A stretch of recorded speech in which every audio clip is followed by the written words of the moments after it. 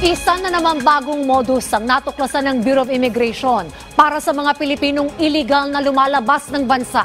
Yan ang ulat ni Luisa Erispe.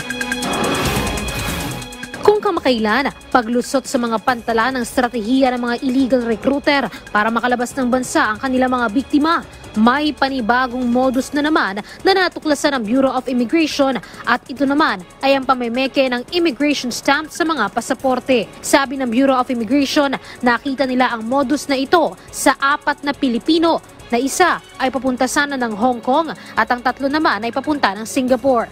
Nakakuha sila ng peking stamp mula sa illegal na recruiter kapalit ng pera. Doon po sa nakuha natin na report na sa around 120,000 po yung sinisingil.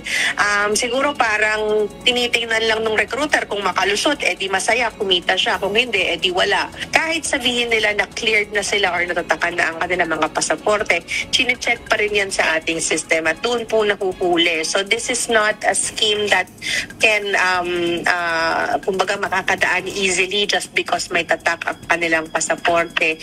Ang mas nakakabahala pa, sabi ng BI, sa Facebook lang nakausap ang isa sa mga biktima at dito siya naalok ng trabaho at nagulat na lang sila na peke pala ang stamp na inilagay sa kanyang pasaporte. Pero paliwanag na BI, hindi naman makakalusot sa kanila ang peking stamp. There are security features doon sa stamp po natin that are not seen under the naked eye.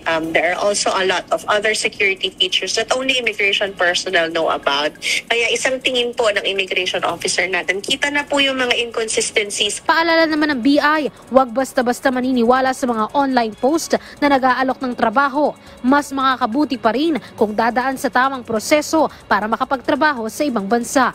Samantala, kung may illegal naman na gustong makalabas ng bansa, may nahuli din ng BI na 4 na Vietnamese na illegal namang pupuslit sana papasok ng Pilipinas.